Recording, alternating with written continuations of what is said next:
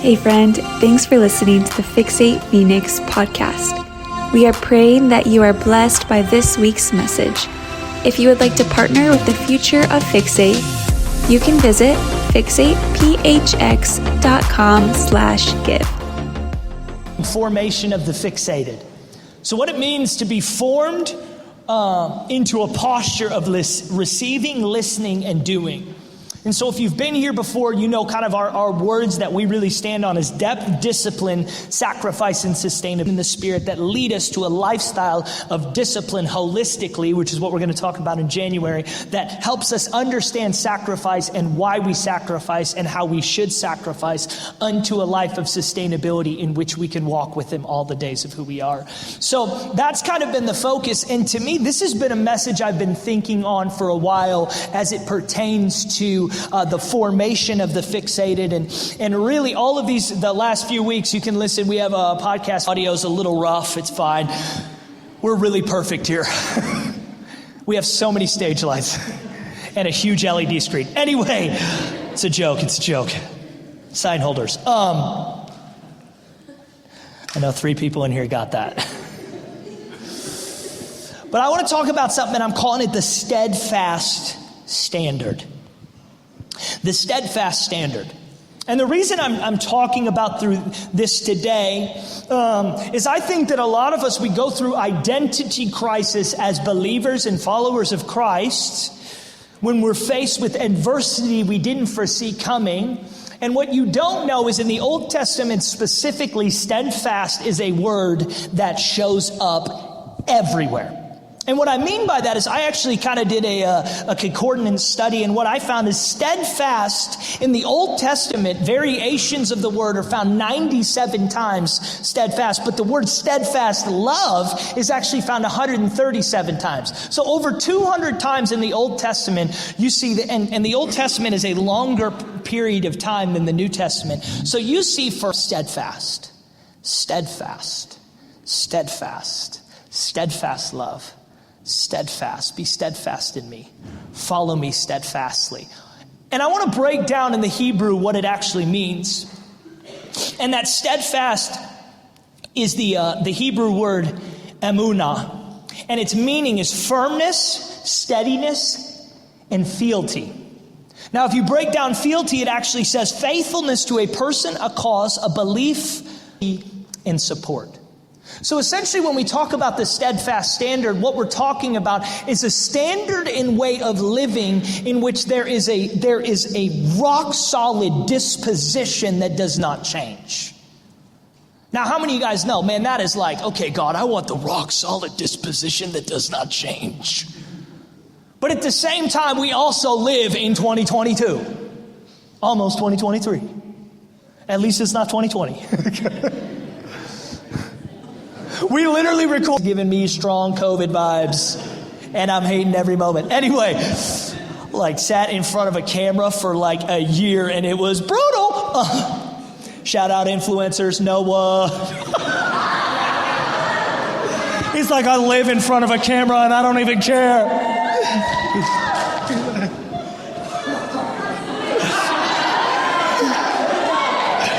So anyway, let me keep, okay. Psalms 57. Listen to this. And I think this is a very accurate portrayal.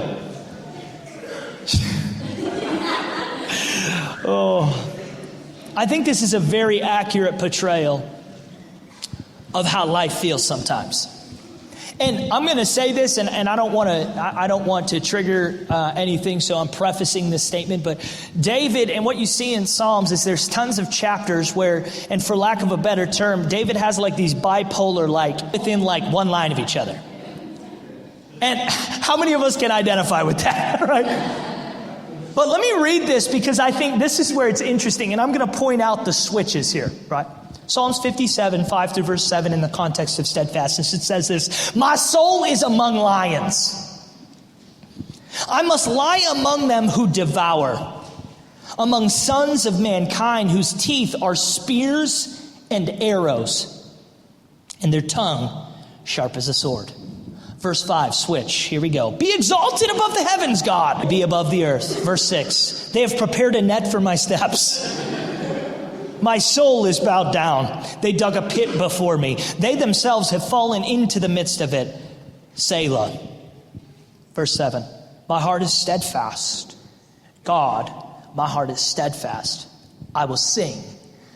Yes, I will sing your praises. Now, I love this passage because it gives a very clear objective within what steadfastness is. It's not the glossing over or the lack of awareness of difficulty and suppression of it. David is crying out to God, God, I feel like all my friends are swords and arrows.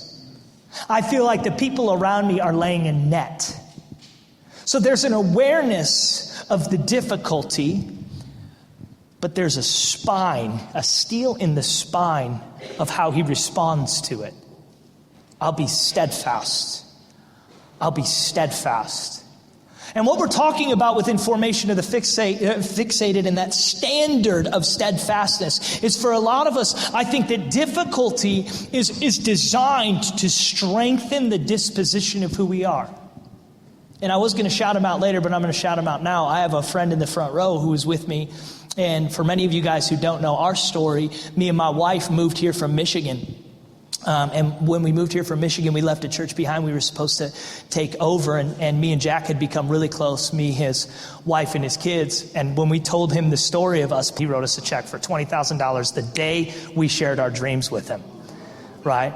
So I'll tell you this, generosity standard, Jack, you've carried it, and God has honored that in you. But I want to say we were talking about it because here's the deal. He's also involved in the economy. And if you didn't know, the economy's not doing as well right now. But there's something about certain people who, when the pressure is built, the diamond. And I believe the steadfast standard is the recognition of there is pressure in this life. What is it forming in you? Because for a lot of us, we're hyper aware of that steadfast standard. I saw that. Be real, Kevin. Wasn't even subtle. But there's, for a lot of us, we're back. For a lot of us, there's a standard of us being steadfast as long as the circumstances dictate that it's easy to stand. But what I want to talk about is a story of somebody who had all the ingredients of being able to stand, yet over time, they doubted and didn't. And in Scripture, it might be somebody who surprises you, but it also might surprise you to see what Jesus did. But before we do, I always tell a personal story to really drive it home, and this one's quite embarrassing. And by embarrassing, I mean this is I don't normally talk about my high school athletic days because usually 20-year-old dudes talk about it enough for the entire world. Some guys are here like, yeah, so like I scored 24 in like 3 minutes. But I remember I was when I was in high school my junior year, the only sport I played growing up was football, and I was a defensive back. In my junior year, I had a decent amount of interceptions, and we were a really good team. And I remember my junior year, I had a game, and they had a really good receiver. And I had done good every game that year. I had not had one bad game. I was feeling good. And I remember watching film, and they're like, "Oh, this guy's 6'5", and I was like, "I don't care. I'm 5'10". And I'm 145 pounds. You know? They're like, yeah, this guy's like 6'5", 210. I'm like, and? Like, I'm half his size. I'll lock him down.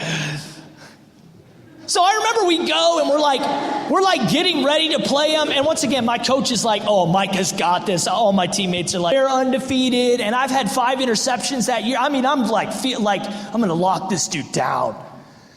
And I remember the first play of the game, I'm like, I'm just not even going to let him get off the line, right?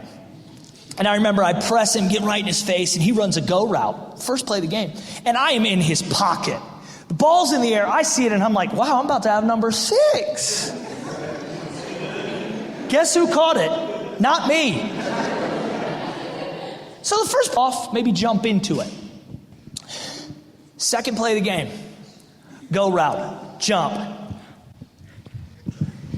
Touchdown. Okay. Not 1 touchdown. Not 2 touchdowns. Not 3 touchdowns. 4 touchdowns. I got burned 4 times that day. You know, it's funny, and we lost by a lot. I think we lost like 49, but I gave up like 28 of them. We lost by a lot. But what's funny is I'll never forget my coach. And it's funny because later on, he ended up coming to our church in Michigan, and they still go to this day. The coach who told me this, he pulled me aside, and I had just been destroyed that day. And he pulled me aside, and this is about the 3rd quarter, and we're down by a lot. And he said, Mike, I'm going to pull you out for the game. And I looked at him, and my competitor's like, are you serious? Like, dude, what? I'm like, I'm the one who locks down. And he's like, well, the game's over. And he said, what's more important is you being ready. Deal with this right now, but then get it out and be ready for the next week. And I'll never forget that lesson, because that was the worst game I'd ever had in my life. And what's hilarious is my entire youth group came the 1 week I was there. Like, Mike is so good. Just kidding. This guy's cheats. But I'm like, some people got the delayed laugh there. It's all right. But I'll never forget what my coach did is he pulled me aside and he said, listen, deal with this right now, but be ready. Frame steadfastness around this morning is some of us have been in seasons where there's been loss, and seasons in which we didn't understand, and seasons of which we're still filtering and processing and trying to get through. And God is a God who wants you to do that, but he also wants to look at you and say, all right, process, go through this healthily, but I'm counting on you tomorrow. And I'm counting on you next week. And I'm counting on you, Tenure Community. And I'm counting on you. Yes, you maybe had a bad day, and the enemy maybe got ahead of you once, but that has not defined you. It's not defining you.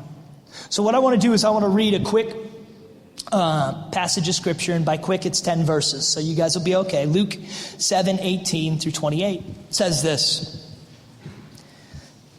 The disciples of John also reported to him about all these things. Now, here's what you need to understand. In Luke 7, what's happened is right before this passage of scripture, Jesus has walked into a funeral procession that's walking down the street, stopped everybody, put his hand on the coffin, and raised the dead guy to life.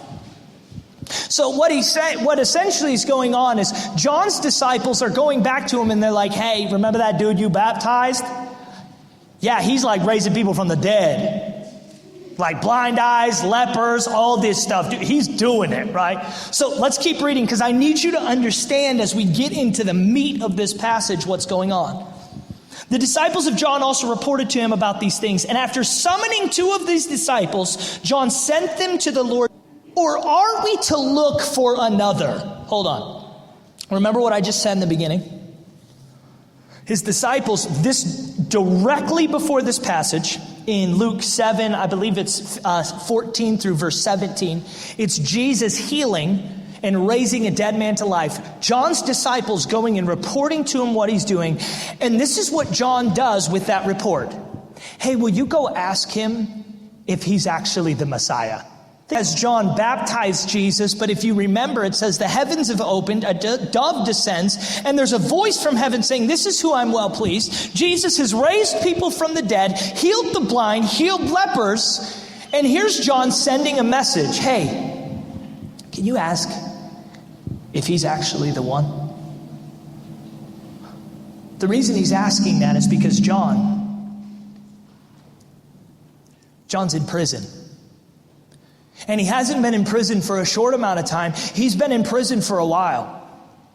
And it's not looking good. And what you actually find out later is that Herod, the king at the time, beheaded from prison. So John is baptizing and had all of these flocks of people, and he's the guy before Jesus. Then Jesus shows up. He starts doing all these miracles, all these things, and John gets thrown in jail, and John's left in jail while Jesus is doing miracles. Why can't one of those miracles be open up these prison bars? See, I think that's even how a lot of us, whether we want to admit it or not, think. We look at the things God does and we're happy, but really we're sad. God, if you can do that, why can't you do this? God, you did this for them. Why can't you do this for me? And I want to challenge you within that steadfast standard, because that is a thought as a believer that has an expiration date. And what I mean by that is if you continue to percolate those thoughts, it won't be long before you're not really following Jesus. You're just following whatever's going on in life. So let's keep reading. It says this.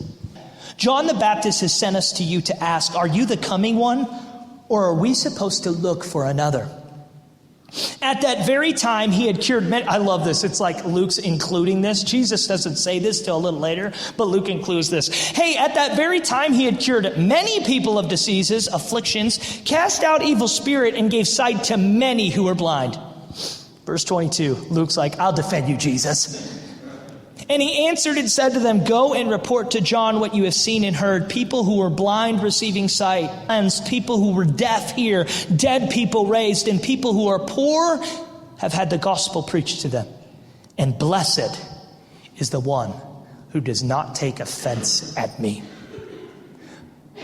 What this means, blessed is the one who doesn't look at the good that's happening in everybody else and get offended that it's not happening to them. See, the steadfast standard is when good things happen, we're happy. Oh, for others, we cheer for them. Let's keep reading.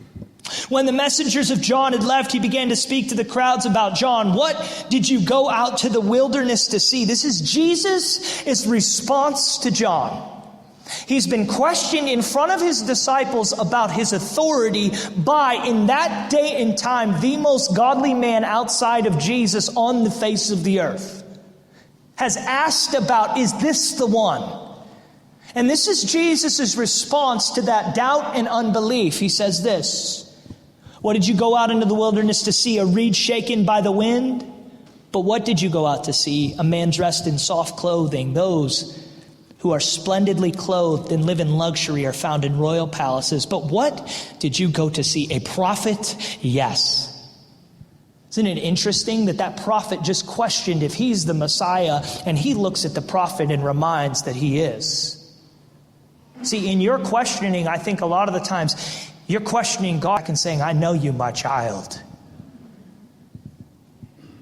I know what you feel. I know what you're going through. I know the depths of the pain that you have, and I'm with you. Even if the prison door isn't opened, I feel you in the prison. Let's keep reading. It says this. But what did you go out to see? A prophet? Yes, I tell you that. I tell you, and one who, behold, I am sending my messenger ahead of you who will prepare your way before you. I say to you, among those born of women, there is no one greater than John. The one who is least, yet the one who is least in the kingdom of God is greater than he. Listen to that. Among those born of women, John is the greatest. John's a great man. He's a prophet. Yes, he doubted me, but he's not actually doubting me. It's his circumstances are tainting his faith. Circumstances arise. Our faith isn't tainted. And that doesn't mean that we don't process. That doesn't mean that we don't seek help. That doesn't mean that we don't pour out our hearts. That means that, like Psalms 57, God, they have arrows and swords and their teeth are sharpened and nets have been laid. But I'll be steadfast. Listen to this. This is where it gets interesting from a commentary that I really like. Which if you're into commentaries too that I use here a lot is Robert Alter's Old Testament Hebrew commentary. And then there's another one called The Bible Speaks Today. If you really want to get deep, you can talk to me about it later. I'm nerding out. This commentary actually says that when Jesus gives the response, he's actually not just giving a response of, hey, this is what's happening. The deaf are hearing, the eyes are open, the lepers are healed. He's actually reciting back to him Isaiah. He's essentially giving John's disciples Isaiah and saying, listen, go tell John this passage.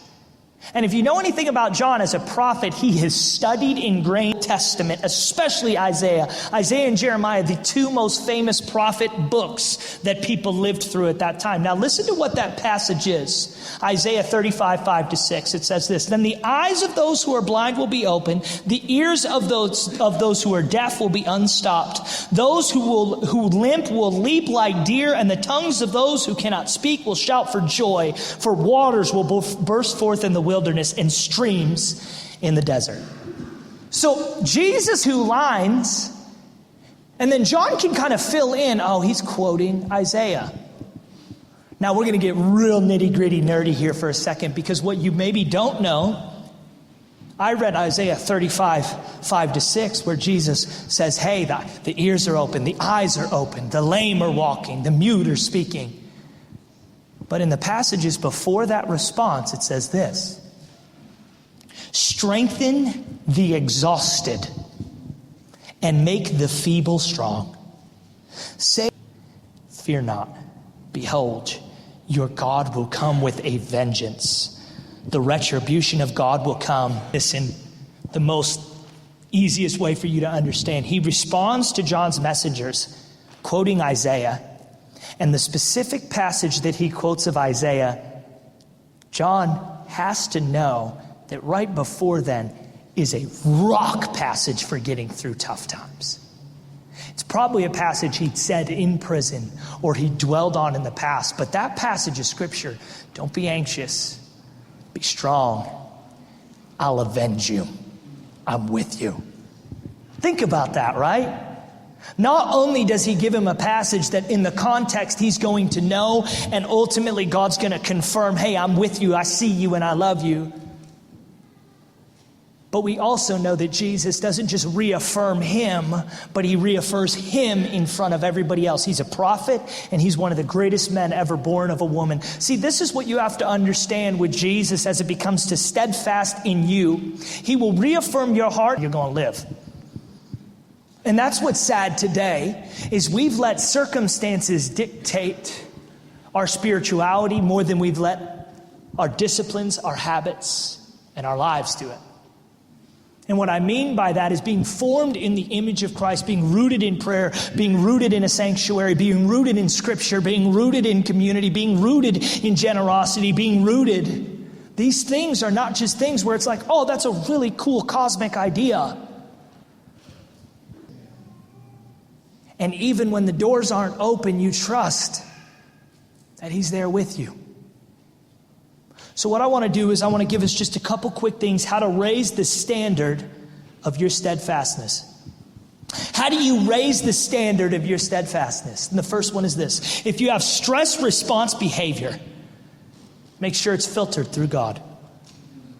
Always filter present circumstance through past provision.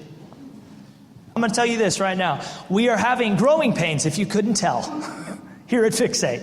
And what I mean by that is we had the idea in our mind of, okay, God, this is what we think you're going to do in 3 years. And then God's like, give me 3 weeks or 3 minutes. Literally, that's what it feels like.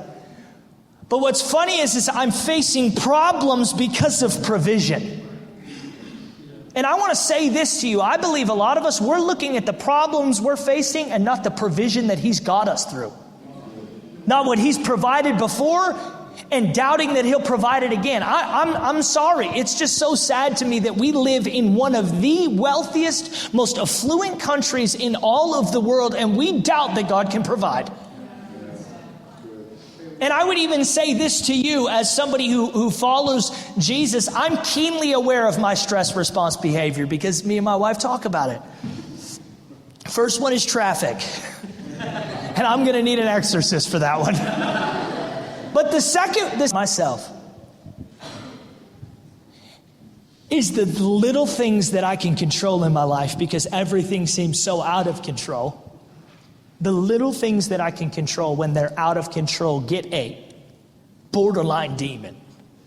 Where I'm angry, I can fly off the rail quick because this should be in my control. My TV's not working, I'm going to break it.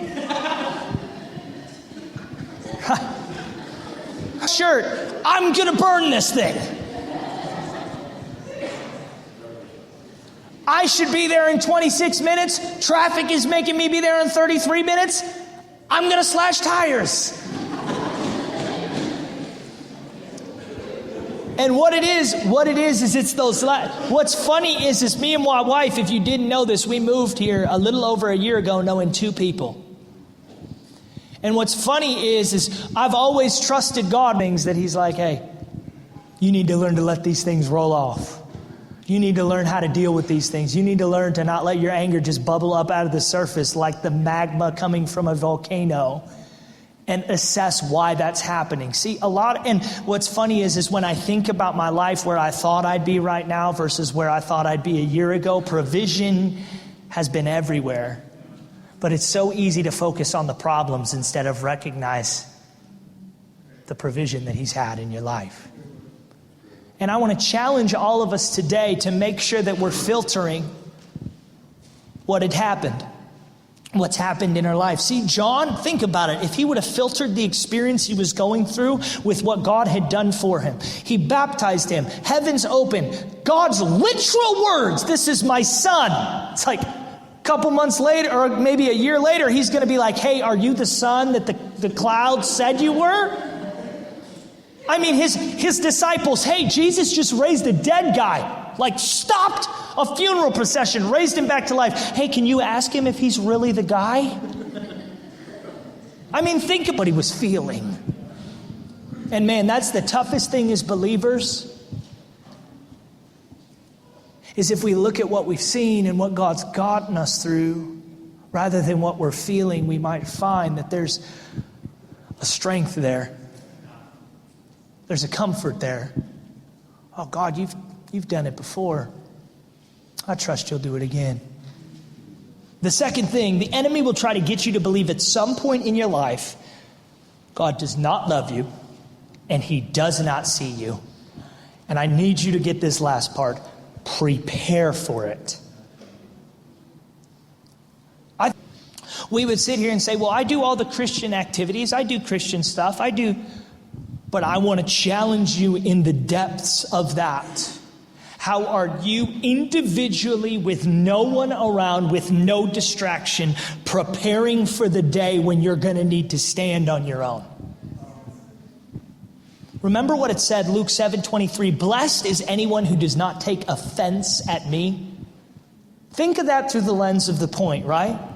The enemy, right? Blessed is the one who does not get offended. You know where offense comes from?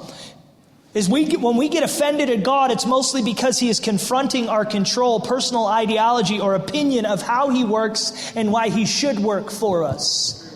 And I would even take it a step further. For a lot of us, we've been offended at God because we've had a plan that maybe not has matched his plan, and we're arguing over if your plan is better than his. I'm telling you it's not. And I want to challenge all of us this morning around this, because I think that as I look at my life, I'm not preparing in good seasons. I'm preparing in good for when I face bad. In the Old Testament, Joseph in the Old Testament ascends the kingdom of Egypt because he gets a dream of, hey, guess what? There's going to be famine and let's prepare. And because he prepared for the famine, he got promotion. See, a lot of us, we don't realize that the hard seasons, and we don't even want to think about famine, talk about famine. And what I mean by famine is just tough seasons. We just want to block it out and focus on the good and hope everything goes great. And God's like, please be preparing with me. So when your ideology or your theology or the plan that you had ingrained in your mind, I'm going to do, when that is confronted with the reality that it is not your control that dictates your life, it is mine, that you'll be able to stay steadfast. Prepare for it. And what you should be doing on your own.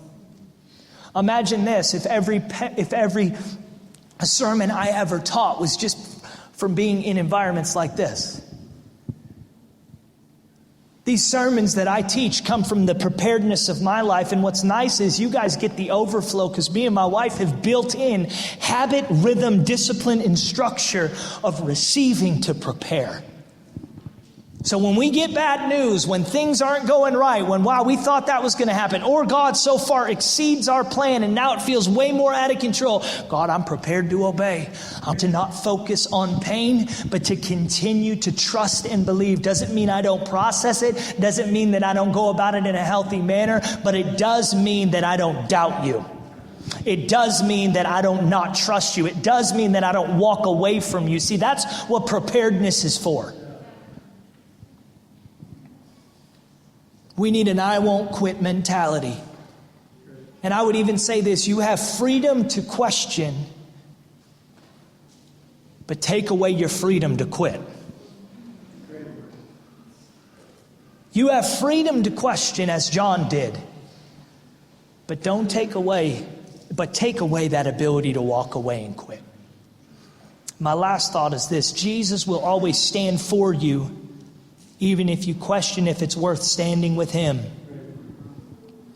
Steadfastness is laying down the questions we feel like we must have. Anything that really happens is we go through a season of just euphoria spiritually, and then we have deep-seated questions that we have time frames attached to, and God confronts the time frames, and we can't step out fully in obedience, trust, and submission to him until he answers everything we need him to answer to confirm that it's worth it.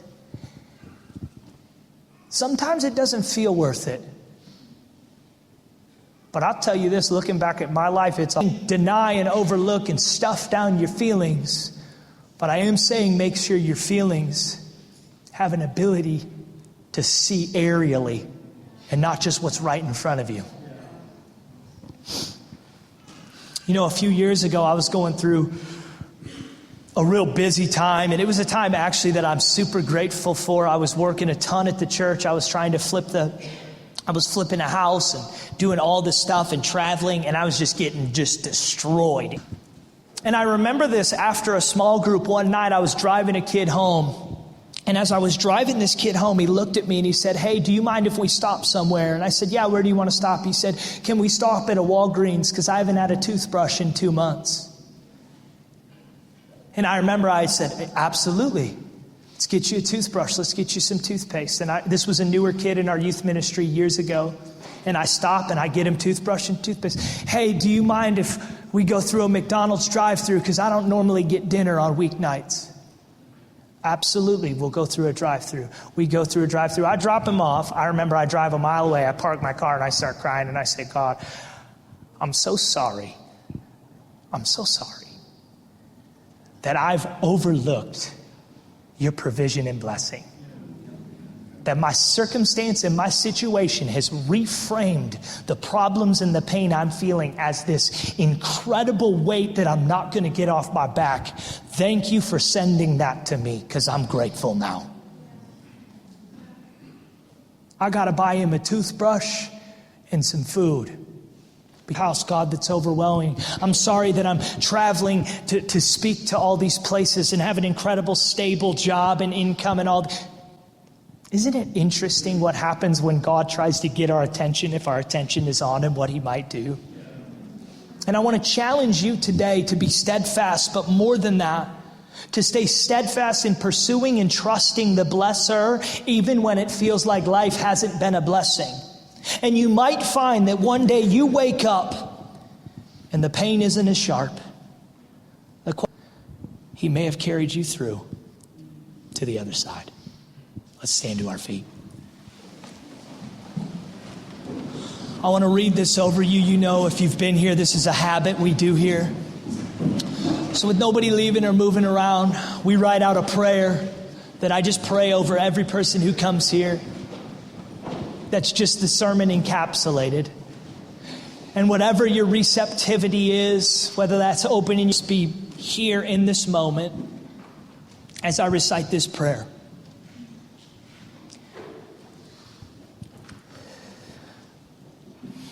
God, would you help us to learn from John, to avoid the moments of weakness in which he felt?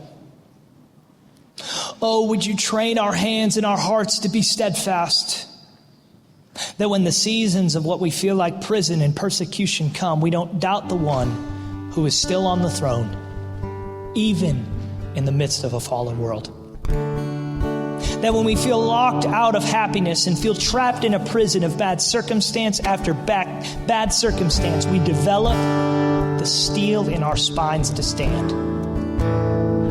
Not to stand when it's easy, but to stand when it's hard. Not to stand when it's convenient, but to stand when it costs.